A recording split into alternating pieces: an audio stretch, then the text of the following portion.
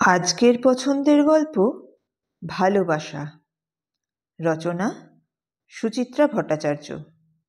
প্রকাশনা বি কুণ্ডু গ্র্যান্ডসন্স। এই জানিস তো, বিপ্রদাস আর মল্লিকার ছাড়াছাড়ি হয়ে গেছে। যা, কি বলছিস? হ্যাঁ রে, মল্লিকা এখন পাকাপাকিভাবে বাপের বাড়িতে দাদার কাছে। রীতিমতো চমকপ্রদ সংবাদ, অন্তত আমার কাছে তো বটেই। এবার কলকাতায় এসেছি 2 বছর পর, মাসখানেকের জন্য। দেশে এলে আর্ট কলেজের পুরনো বন্ধুদের মধ্যে একমাত্র এই দেবযানীর সঙ্গেই যা দেখা সাক্ষাৎ হয়। টুকটাক খবর পাই চেনা জানাদের। আমাদের সহপাঠীদের অনেকেই এখন মোটামুটি প্রতিষ্ঠিত শিল্পী। তাদের গল্প শুনে এক ধরনের নস্টালজিয়াও জাগে। মন্দ লাগে না, কিন্তু এ খবর যে তার চেয়েও অনেক অনেক বেশি। নড়ে চড়ে বসলাম। সে কি? কেন, কি হয়েছিল? বলতে পারবো না, দেবযানী ঠোঁট ওল্টালো। আমার তো কারো সঙ্গেই তেমন যোগাযোগ নেই। সেদিন একাডেমিতে নাটক দেখতে গেছি, হঠাৎ নজরে পড়ল তথাগতর এক্সিবিশন চলছে, সোলো। জানিস তো, ইদানিং তথাগতর বেশ ফেম হয়েছে। কি কপাল, শুধু হাতি এঁকে এঁকেই বেটা জাতে উঠে গেল। তথাগতর কাহিনী এখন কে শুনতে চায়? অধৈর্যভাবে বললাম, বিপ্রদাস মল্লিকার কেসটা বল। আরে, ওই তথাগতর মুখেই তো ওদের সমাচারটা পেলাম। মল্লিকা নাকি মাস 5-6 হলো বিপ্রদাসকে ছেড়ে ফুরুত। কিন্তু কেন? তথাগত ডিটেলে কিছু বলতে পারল না। জানিসই তো, বিপ্রদাস মল্লিকা চিরকালই একটু আলাদা আলাদা, কোনো গ্রুপে টুপে নেই, নিজেদের নিয়েই থাকে। থাকতো। আর তথাগত আর একটাই, সে এখন আপন গন্ধে কস্তুরী মৃগ। সেদিনও তো শুধু ঢাক পেটাচ্ছিল। কি প্রসঙ্গে যেন বিপ্রদাসের কথা এসে পড়ল, তখনই গুলটুল মারেনি তো? তথাগত তো একটু রং চড়ানোর স্বভাব ছিল। মনে হয় না, সিরিয়াসলিই তো বলল। আর্ট ক্রিটিক আছেন গোপাল সামন্ত, তার কাছে নাকি শুনেছে বিপ্রদাসের নাকি এখন পেন্টিং টেন্টিং সব বন্ধ। মল্লিকা বিহনে তার একেবারে দেবদাস দশা, সারাক্ষণ ড্রিঙ্ক করছে। তাই? স্ট্রেঞ্জ। আশ্চর্য হওয়ার কি আছে, আজকাল তো হরদম বিয়ে ভাঙছে। সমরের তো সেকেন্ড ম্যারেজও ক্রিটিক্যাল স্টেজে। জয়িতা অনন্যরও ডিভোর্স হয়ে গেল বলে। আসল কথা কি জানিস, বেশি উদ্দাম প্রেম লং টার্ম টিকে থাকাটাই সমস্যা। বিপ্রদাস মল্লিকা তো তাও 14 বছর একসঙ্গে রইল। দেবযানীর স্বরে লঘু কৌতুক। বিয়ে থা হয়নি দেবযানীর। আর্টের জগতেও কলকে না পেয়ে এখন সে এক প্রাইভেট স্কুলের ড্রয়িং দিদিমণি। আর সেই কারণেই বুঝি একটু সফল সহপাঠীদের প্রতিভার একটা চাপা বিদ্বেষ আছে।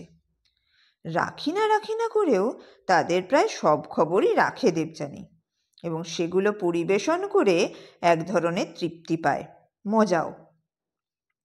কিন্তু আমারও একটা চোরা আনন্দ হচ্ছে কেন? বিপ্রদাস মল্লিকার সম্পর্কে চিড়ে যাক এই বাসনাটা কি এখনো সূক্ষ্মভাবে রয়ে গেছে মনে, এত বছর পরেও? গলায় সামান্য ব্যঙ্গ এসে গেল। তবে যে শুনতাম ওরা খুব সুখী, কপত কপতি যথা উচ্চ বৃক্ষ চূড়ে বাঁধি নীড় থাকে সুখে। সুখ নীড় ওসবের জন্য অনেক অনুষঙ্গ লাগে রে। মোস্ট ফান্ডামেন্টাল ফ্যাক্টর হলো একটা বাচ্চা কাচ্চা। একদিন বিয়ে হয়েছে অথচ কোনো ইস্যু নেই, এটাই তো ফাটল ধরানোর পক্ষে যথেষ্ট। শুধু এটাই কারণ? আর কি হবে? ইগো ক্লাসের প্রশ্ন নেই, পাছে অহং নিয়ে লড়াই বাঁধে, তার জন্য তো মল্লিকা বিয়ের পরপরই আর্টের লাইন থেকে সরে গিয়েছিল। যদিও Mallika was not less talented than Bipradas. Mallika সেই পেন্টিংটা তোর মনে আছে? সেই যেটার জন্য মল্লিকা আইফ্যাক্স পেল? কুয়াশা ঢাকা নদী, নৌকা ডুবে যাচ্ছে, কি অসাধারণ অ্যাক্রাইলিকের কাজ। মল্লিকার প্রশংসায় আমার খুশি হবার কথা নয়। তাচ্ছিল্যে সুরে বললাম, বিপ্রর কথা ভেবে মল্লিকা তুলি ফেলে দিয়েছিল? আমি বিশ্বাস করি না। ওটা ছিল স্রেফ মল্লিকার আহ্লাদীপনা কিংবা লোক দেখানো সতীপনা, নিজেকে মহৎ প্রতিপন্ন করার চেষ্টা। হয়তো তাই, তবু ছেড়েছিল তো। ফ্রেঞ্চ গভর্নমেন্টের স্কলারশিপ পর্যন্ত ফর্গ করেছিল। তো তাতে কি প্রমাণ হয়? দেখ, হয়তো পরে এই নিয়েই হাত কামড়েছে, হয়তো ভাবতো কাজটা মূর্খামি হয়ে গেছে, আর এই নিয়েই হয়তো বিপ্রকে ঠেস দিত। সেটাও অবশ্য সম্ভব। দেবযানী মাথা দোলালো। তবে বিপ্রদাসও তো তেমন কিছু একটা করে দেখাতে পারেনি। নিজেকে সেভাবে ভাঙতেই পারল না। কোনো এক্সপেরিমেন্ট নেই, সেই এক টাইপের জিওমেট্রিক্যাল ফিগার। মল্লিকা আস্তে আস্তে ফেড আপ হয়ে যেতেই পারে। প্লাস মল্লিকাই তো মেনলি সংসারটাকে টানতো। ওর অ্যাড এজেন্সির চাকরি আর বিপ্রদাসের একতলা থেকে কিছু বাড়ি ভাড়া, এই ছিল সোর্স অফ ইনকাম। বিপ্রদাসের ছবি টবি তো তেমন বিক্রি হতো না। বারে, কমার্শিয়ালি সাকসেসফুল নয় বলেই কি বিপ্র ফেলিওর? তোদের এখানে তো আর্ট মানেই লাইনবাজি, ঠিকমতো ক্যাচ ধরতে পারলেই সাঁই সাঁই উঠবে। বিপ্রকে আমি যতটুকু চিনি, কাউকে তেলিয়ে চলা ওর ধাতে নেই। কতটুকু পাবলিসিটি পেয়েছে বিপ্র বল? তবু তো তার মধ্যেই নিজের একটা জায়গা করে নিতে পেরেছিল।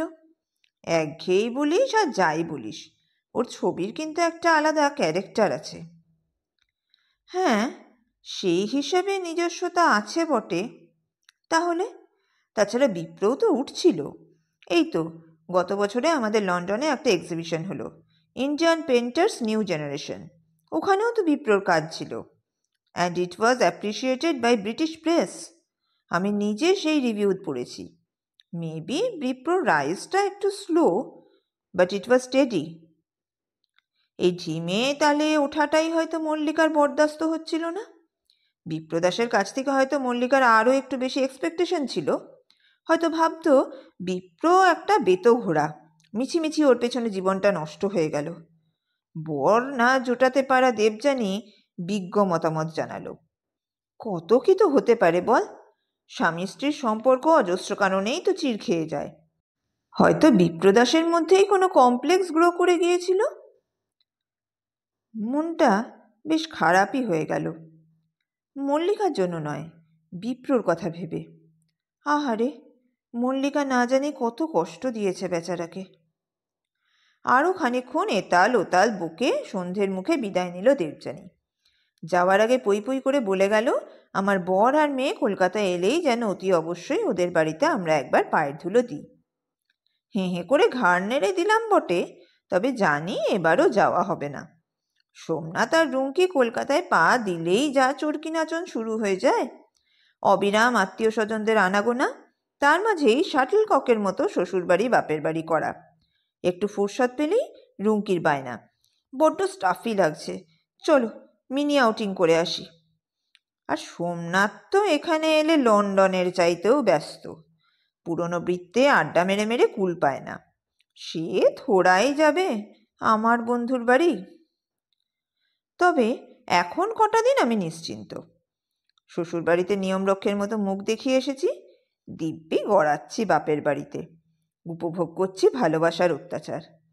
তার মধ্যেই আসছে এক আধজন, আমারটা নেই। দেওয়ার, ননদ, জাতুতো দাদা, মাসুতো দিদি।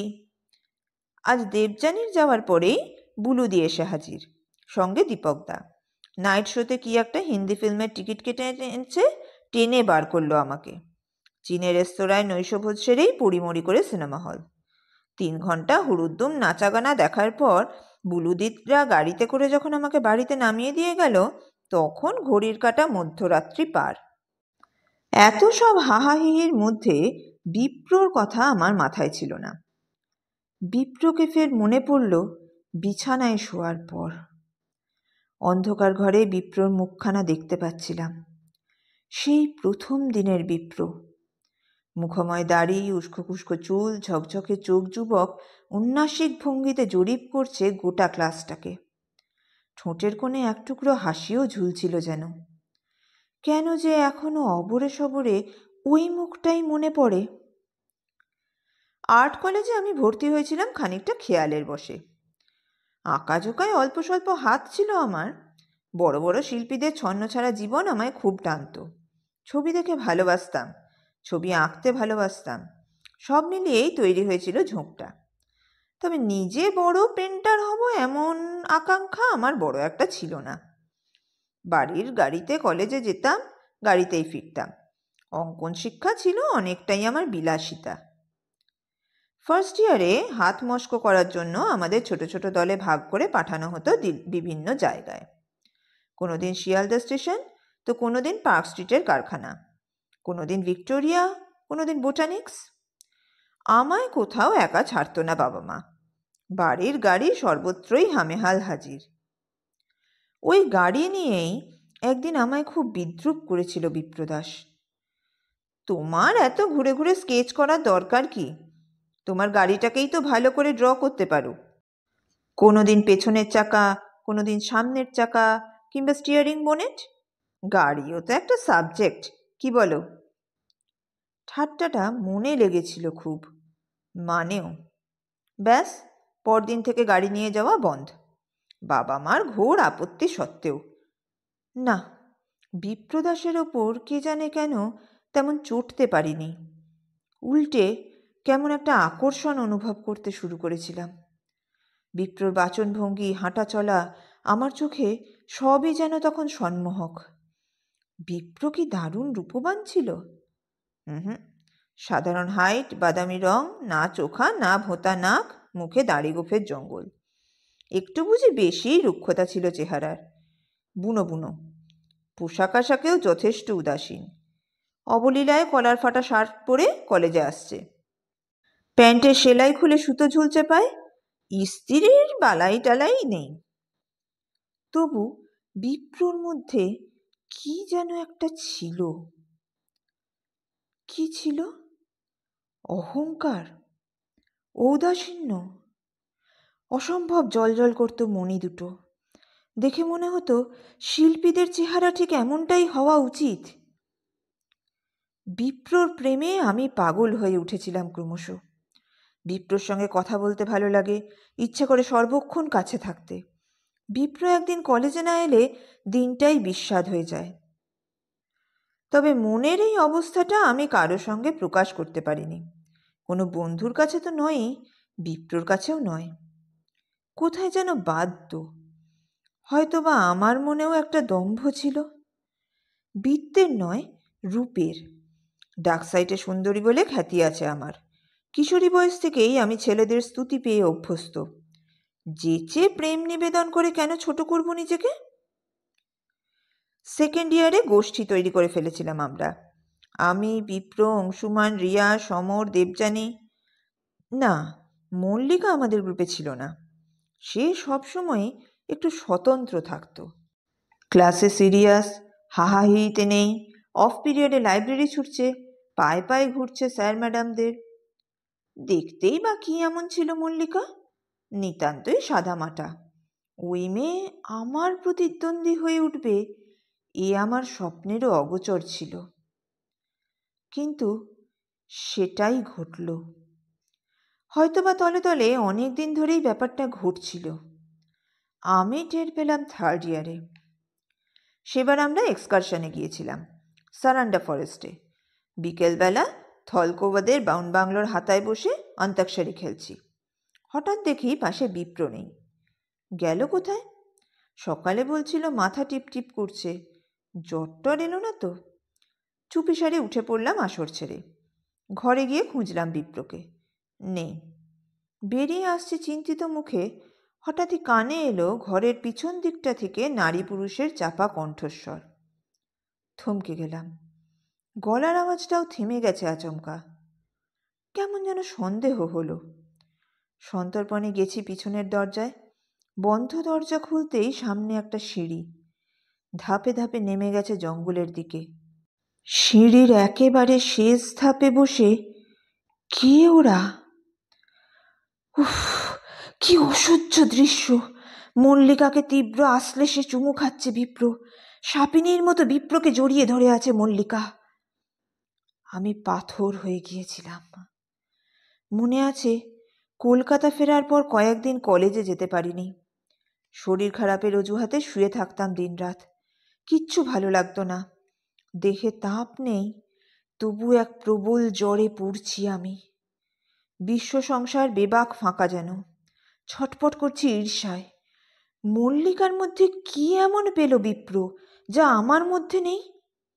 মল্লিকা কোন দিক দিয়ে আমার সমকক্ষ? আমি তুড়ি বাজালে 20টা পুরুষ বুক পেতে দেবে রাস্তায়।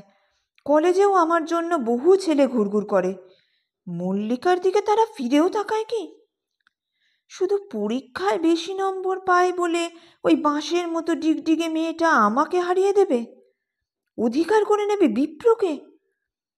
আমার মধ্যে একটা জেদ চেপে যাচ্ছিল। মল্লিকাকে যে করেই হোক হটাতে হবে। ছলে বলে কৌশলে যেভাবেই হোক বিপ্রকে আমার চাই। কত ছেলে মানুষই যে করেছি তখন। মল্লিকা নামে আজে বাজে কথা লিখে চিঠি পাঠালাম বিপ্রর ঠিকানায়। পরপর 3টে, বেনামে। তখনও কলেজে শাড়ি যুগ শেষ হয়নি। আমি নিত্য নতুন চটকদার সালোয়ার স্যুটে ক্লাসে যাওয়া শুরু করলাম। সাজে বাহারে নিজেকে যতটা নয়নলোভন করে তোলা যায় আর কি। সর্বক্ষণ সেটে আছি বিপ্রর গায়ে। মল্লিকা যেন কোনোভাবেই তার কাছাকাছি যাবার সুযোগ না পায়। হায় রে, কি নির্বোধ ছিলাম যে তখন! বিপ্রর দিক থেকে সাড়া তো পাইনি, বরং বিপ্র যেন কেমন কুঁকড়ে যাচ্ছিল। আমাকে এড়াতে চাইতো প্রাণপণ। বেশ টের পেতাম বিপ্র আর মল্লিকা আরও নিবিড় হচ্ছিল দিনে দিনে আমার অলক্ষ্যে। গোটা কলেজে চাউর হয়ে গিয়েছিল বিপ্র আর মল্লিকার প্রেম কথা। শেষ পর্যন্ত আমার স্নায়ু আর বশ মানল না। এক ছুটির দুপুরে মরিয়া হয়ে হানা দিলাম বিপ্রর বাড়িতে। নিউ আলিপুর থেকে সোজা বিডন স্ট্রিট। আগেও 2-1বার এসেছি এখানে দলবল মিলে। জরাজীর্ণ দোতলা বাড়ি, চতুর্দিকে এত চাপা যে ওপরের ঘরেও ভালো করে আলো বাতাস ঢোকে না। মলিন দেওয়ালওয়ালা 4খানা বড় বড় ঘর, শুধু মা ছেলের বাস। বাবা নেই, তিনি বহুকাল আগেই গত হয়েছেন। আমায় দেখে বিপ্র মোটেই অবাক হয়নি। বুঝি জানতো একদিন না একদিন এভাবে আসবই। একটুক্ষণ কথাবার্তার পর বলেছিল, চল ছাদে যাই। ছাদ নয়, চিলেকোঠার ঘরে নিয়ে গিয়েছিল আমায়। ছোট্ট জায়গাটুকুতে বাতিল জিনিসের ডাঁই। প্রাচীন একটা গন্ধ ছড়িয়ে আছে চারদিকে। সেখানেই ধুলোবালি সরিয়ে একখানা হাতল ভাঙা চেয়ারে আমায় বসিয়েছিল বিপ্র। নিজে দাঁড়িয়েছিল সামনে, একদৃষ্টে দেখছিল আমায়। আমি তখন ঘামতে শুরু করেছি, কাঁপছি ভেতরে ভেতরে। ভাঙা ভাঙা গলায় বলেছিলাম, কি দেখছিস? তোকে। তুই একটা পাগলি। কেন? তোর হাতের লেখা যে আমি চিনি, তাও জানিস না? চিঠিগুলো টাইপ করে পাঠানো উচিত ছিল তোর। ভেতরের কাঁপন, পলকে ভূমিকম্প। ঝাঁপিয়ে পড়েছিলাম বিপ্রর ওপরে। আঁচড়াচ্ছি, কামড়াচ্ছি, কেঁদে যাচ্ছি অঝরে। বিপ্র বাধা দেয়নি, আমাকে সমস্ত ভার লাঘব করার সুযোগ দিচ্ছিল। আমি শান্ত হলাম একসময়। মুখ ঢেকে বসে পড়েছি চেয়ারে, হাঁপাচ্ছি। বিপ্র কাঁধে হাত রাখল। এবার ঠান্ডা মাথায় আমার কথা শুনবি? আমি নিরুত্তর। যা হয় না তা নিয়ে কেন কষ্ট পাচ্ছিস? আমি নাক টানলাম। কেন হয় না? কারণ আমি মল্লিকাকে ভালোবাসি। কেন মল্লিকাকে ভালোবাসবি? কেন আমাকে নয়? মল্লিকার কি এমন আছে যা আমার নেই? অত সব ভেবে কি ভালোবাসা হয়? ভালোবাসার কোনো কেমিস্ট্রি নেই। তোকে আমি কোনোদিন অন্য চোখে দেখিইনি। তুই আমার বন্ধু, খুব ভালো বন্ধু। কান্নাটা আবার ঠেলে এলো। ফুঁপিয়ে উঠলাম, আমি বাঁচব না, মরে যাব, তোকে ছাড়া আমি মরে যাব। দূর পাগলি, ভালোবাসার জন্য কেউ মরে? বলেই এক অদ্ভুত কাণ্ড করল বিপ্র। দুহাতে তুলে দাঁড় করিয়েছে আমায়। সহসা ঠোঁট নেমে এলো আমার ঠোঁটে। ওষ্ঠ দিয়ে পান করছে আমার অভিমান। আমার হাঁটুতে কোনো জোর ছিল না। দুহাতে আঁকড়ে ধরেছিলাম বিপ্রকে। আস্তে আস্তে বিপ্র নিজেকে ছাড়িয়ে নিল। কপালে একটা শেষ চুমু দিয়ে বলল, তোকে আমি এইটুকুই দিতে পারি, এর বেশি নয়। বিচিত্র এক ঘোর নিয়ে ফিরে এসেছিলাম। আর রাগ আসছিল না। রাগ, অপমান, দুঃখের অনুভূতিটাই কেমন ভোঁতা মেরে গিয়েছিল। তারপর থেকে কলেজে যাওয়ার স্পৃহাটাই উবে গেল আমার। মা বাবা বুঝি লক্ষ্য করেছিল আমার পরিবর্তন। প্রশ্ন করেনি, নিজেদের মতো করে বুঝে নিয়েছিল কিছু। দুজনেই উঠে পড়ে লাগলো আমার বিয়ের জন্য। তখনই সোমনাথের সঙ্গে সম্বন্ধ, মাস 6 মধ্যে ধুমধাম করে বিয়ে। ফাইনাল পরীক্ষা শিখিয়ে তুলে ডাক্তার বরের হাত ধরে পাড়ি দিলাম ইংল্যান্ডে। দেখতে দেখতে তো কেটেও গেল 17টা বছর। সোমনাথের মতো কৃতি স্বামী, রুমকির মতো বুক জোড়ানো মেয়ে পেয়ে আমি এখন সম্পূর্ণ পরিতৃপ্ত এক ঘরণী। ওই সব পুরনো ঘটনাগুলোকে এখন কেমন বালখিল্যপনা মনে হয়। তবে হ্যাঁ, কলকাতার সঙ্গে যোগাযোগ তো আছেই।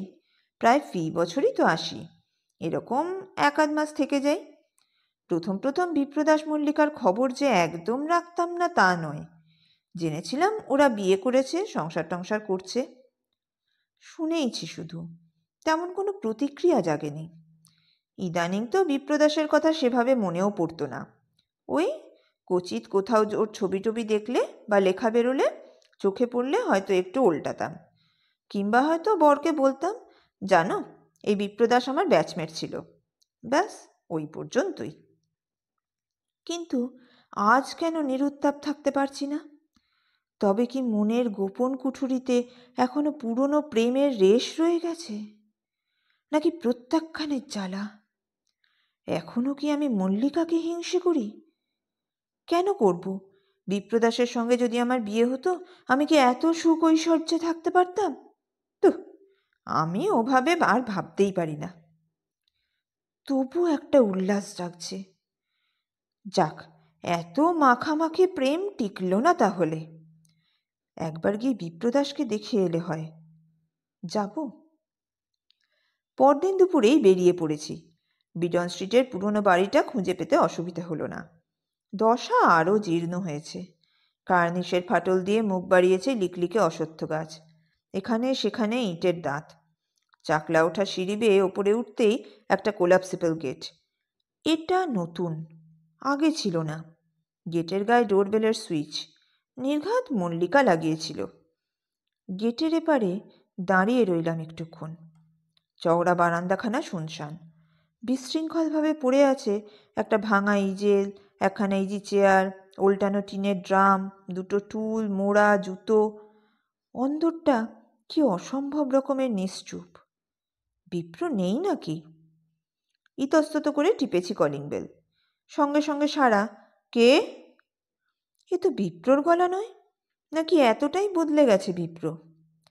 গলা তুলে বললাম, বিপ্র আছে? ভেতর থেকে মধ্যবয়সী একটা লোক বেরিয়ে এলো।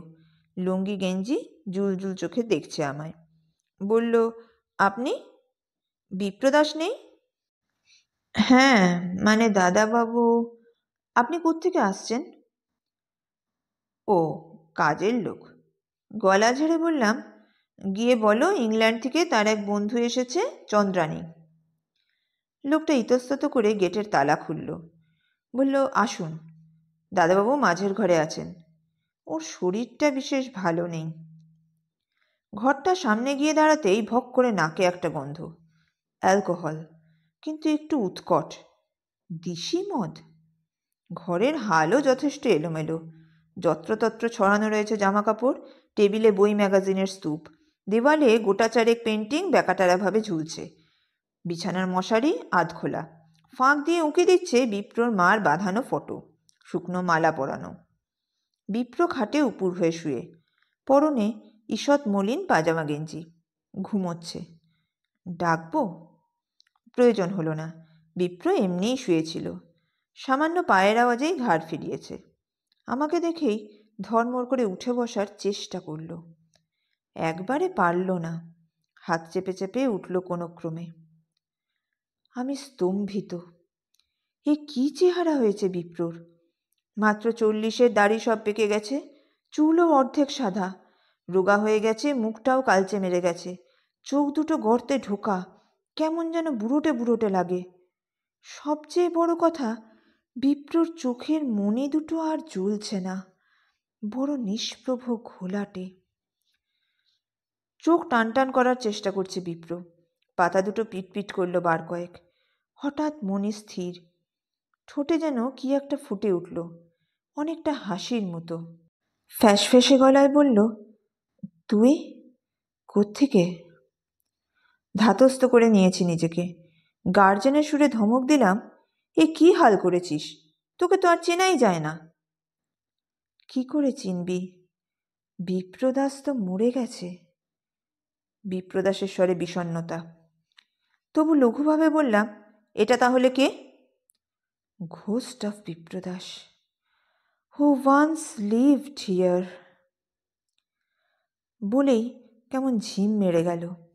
এগিয়ে গিয়ে খাটে বসবো কি বসবো না ভাবছি, অমনি বিপ্র নড়ে চড়ে উঠেছে, নামলো বিছানা থেকে, আড়মোড়া ভাঙতে ভাঙতে এদিক ওদিক তাকাচ্ছে। তোকে যে কোথায় বসাই এখানে? ব্যস্ত হোস না, আমি বসতে আসিনি, জাস্ট তোকে দেখতে এসেছিলাম।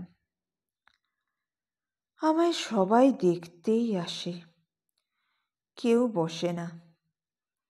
বিপ্র শিথিলভাবে কাঁধ ঝাঁকালো।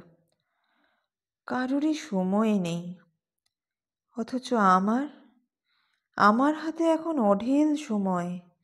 সারাদিন লোকের সঙ্গে কথা বলতে পারি। কেমন যেন অসংলগ্ন লাগছে কথাগুলো। মাথা খারাপ হয়ে গেছে নাকি? নাকি সকালেই চড়িয়েছে? হুম, মুখ থেকে তো গন্ধ নেই, খোঁয়াড়িতে আছে। তাই হবে। সামনে একটা মণিপুরি মোড়া, টেনে নিয়ে বসলাম। ঠিক আছে, খুশি? বিপ্রও ফের বসেছে খাটে, হাসি হাসি মুখে আমাতে স্থির। চোখ ঘুরিয়ে বললাম, কি দেখছিস? তোর একদম বয়স বাড়েনি, সেই আগের মতোই সুন্দর আছিস। একটু যা স্লাইট ভারীর দিকে। মনের সুখে ওজন বাড়ানোর উপায় আছে? মেয়ের যা কড়া পাহারা, মেপে কার্বোহাইড্রেট খেতে হবে, নো ফ্যাট। মেয়ে? তোর মেয়ে আছে না? হ্যাঁ, তাই তো, সেই রকমই তো শুনেছিলাম। সে কত বড়? 15+। মানে সুইট টিনেজার। তা তাকে আনলি না কেন? মনে মনে বললাম, আমার আর খেয়ে দেয়ে কাজ নেই, এমন একটা শিল্পী বন্ধুকে দেখিয়ে নিজের প্রেস্টিজ পাংচার করি আর কি। মুখে অবশ্য সত্যিটাই বললাম। ও এখনো আসেনি, সামনের রোববার পৌঁছবে ওর বাবার সঙ্গে। ও, তোরা তো বার্মিংহামে থাকিস। সে তো অনেক দিন আগে ছিলাম, এখন লন্ডনে চলে এসেছি। তোর বর কিসের যেন doctor? Heart. Heart? Suspicious organ, not at all reliable. আপন মনে বিপ্র বিড়বিড় করলো একটুক্ষণ, তারপর নিজের মনেই মাথা ঝাঁকাচ্ছে, ঝামর হয়ে থাকা চুলে আঙুল চালাতে চালাতে বলল, হৃদয় বলে অবন ঠাকুরের একটা ক্যারেক্টার ছিল, তোর মনে আছে? খুব নিষ্ঠুর ছিল ছেলেটা, ব্যাটা খুব ডাইট খেয়েছিল। কি কথা বলে, কোনো মাথা মুন্ডু নেই। আমার কেমন যেন অনুকম্পা জাগছিল। এই বিপ্রই একদিন কথার জাদুতে মোহিত করে রাখত বন্ধুদের। আহারে, আহা, বেচারা। নরম গলায় ডাকলাম, বিপ্র। বিপ্র যেন নিজের কথাতেই বুঁদ হয়েছিল, সামান্য চমকে উঠে বলল, হুম। এমন কেন হলো রে তোদের? কি হয়েছিল? কেন ঝগড়া করেছিস তোরা? ঝগড়া? কার সঙ্গে? মল্লিকা। বিপ্রকে আরেকটু নাড়া দেওয়ার জন্য বললাম, তোর বউ? বিপ্র ফ্যাল ফ্যাল চোখে তাকালো। আমাদের তো ঝগড়া হয়নি, আমি অন্তত করিনি। ও বুঝি একাই মুখ করত? বিপ্র চুপ। বেশ খানিকক্ষণ পর কথা বলেছে, মল্লিকা কেমন দুম করে বদলে গেল। এমনটা কিন্তু ছিল না। কেমন হয়ে গিয়েছিল মল্লিকা? বিপ্র আবার নীরব, যেন মল্লিকার নামে কিছু বলতে ওর বাধছে। বুঝলাম আমার অনুমানই ঠিক, বিপ্রকে আর সহ্য করতে পারছিল না মল্লিকা। ফের খোঁচালাম, কবে থেকে হলো এমন? বিপ্রর চোখের মনি চঞ্চল হয়েছে। বিশ্বাস কর, বেশি দিন নয়, এই ধর মাস 8-10। না না, আরও কম। কি বলতো, তোর জন্য জীবনটা নষ্ট হয়ে গেল, তুই ওর ঘাড়ে বসে খাচ্ছিস, এসব তো? বিপ্রর চোখ জ্বলে উঠল পলকের জন্য, নিমেষে ঝিমিয়েও গেল। মাথা নামিয়ে বসে আছে, নখ খুঁটছে। এখনো কি প্রেম? মল্লিকার সম্পর্কে একটা খারাপ শব্দ উচ্চারণ করবে না? তবু প্রশ্নটা করলাম। তারপর চলে গেল? গেল তো। বিপ্রকে ভারী বিহ্বল দেখালো। যাওয়ার সময় কি বলল জানিস? আমি তোমাকে ঘেন্না করি, আমি তোমাকে ঘেন্না করি, আমি তোমাকে ঘেন্না করি। বল তুই, হঠাৎ কি ঘেন্নার কাজটা করলাম? ইজেল, রং, তুলি আর মল্লিকা, এর বাইরে তো আমার আর কিছু ছিল না। তুই বোধহয় বেশি ভালোবেসেছিলিস। আমার ঠোঁট বেঁকে গেল। সেটাই বোধহয় ওর হজম হলো না। কি জানি, তাই হবে। আমি কিছুই বুঝতে পারলাম না। বুঝে ওঠার আগেই সব শেষ। অত বোঝাবুঝির দরকারটা কি? উপদেশের সুরে বললাম। শোন বিপ্র, বি প্র্যাকটিক্যাল। একটা কথা মাথায় রাখিস, এই দুনিয়ায় কেউ কারুর জন্য অপরিহার্য নয়। অ্যান্ড আই মিন ইট। নিজের জীবন দিয়ে আমি বুঝেছি। তোকে ছাড়া এখন আমি খারাপ আছি? নেই তো।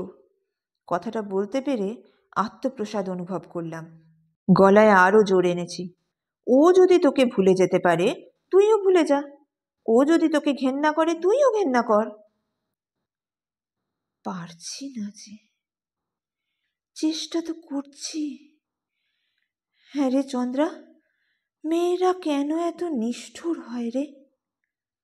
জানিস, আমি ওদের বাড়ি গিয়েছিলাম, আমার সঙ্গে দেখা পর্যন্ত করলো না। ওর বৌদি আমার মুখের ওপর দরজা বন্ধ করে দিল। ফোন করলে ধরে না, কেউ ওকে ডেকেও দেয় না। অফিসটাও ছেড়ে দিয়েছে। দুম করে আমার ওপর এত কিসের রাগ হয়ে গেল? কেন বুঝতে চাইছে না আমি ওকে ভালোবাসি, ওকে ছাড়া আমি থাকতে পারবো না। প্রায় একই ভাষায় আমি একদিন বিপ্রর সামনে কেঁদেছিলাম।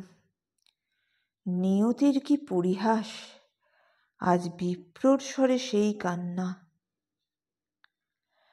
মল্লিকাকে নতুন করে হিংসে হচ্ছিল। বিপ্র কত মধুর করে আমায় প্রত্যাখ্যান করেছিল, তবুও আমি তাকে মন থেকে নির্বাসন দিতে পেরেছি। অথচ মল্লিকা, যাকে মুখের ওপর ঘেন্না করে চলে গেল, সে কি না ছটফট করে মল্লিকার জন্য। তোর কি কপাল রে মল্লিকা। কাছে পিঠে কোথাও একটা ঘুঘু পাখি ডাকছে, এবারেরই আনাচে কানাচে। গ্রীষ্মের দুপুরটাকে আরও দুঃখী করে দিচ্ছিল ডাকটা। পাখিটা কি খুব একা? বুকটা আমার ভারী হয়ে এলো। মৃদুস্বরে বললাম, কি করবি বল, সে তোকে চায় না, এ সত্যিটা তো তোকে মেনে নিতেই হবে। বিপ্র ভারী অদ্ভুত হাসল। হাসি যে এত করুণ হতে পারে আগে কখনো দেখিনি। দুদিকে মাথা নাড়তে নাড়তে বলল, সত্যি বলে কিছু নেই রে। আজ যেটাকে সত্যি বলে মনে হয়, কাল তো সেটাই ভেঙে চুরচুর। আবার উল্টোপাল্টা বকা শুরু করলো নাকি? প্রসঙ্গ পাল্টে বললাম, নতুন কিছু আঁকলি? একটা ভূতের ছবি আঁকার চেষ্টা করছি। ক্যানভাসের রঙই ধরছে না, কেমন ছ্যাঁকড়া ছ্যাঁকড়া হয়ে যাচ্ছে। ভূতের ছবি? হ্যাঁ, সেলফ পোর্ট্রেট। আর সহ্য হলো না, ঝাং করে উঠে দাঁড়ালাম। আমায় মল্লিকার ফোন নাম্বারটা দে তো।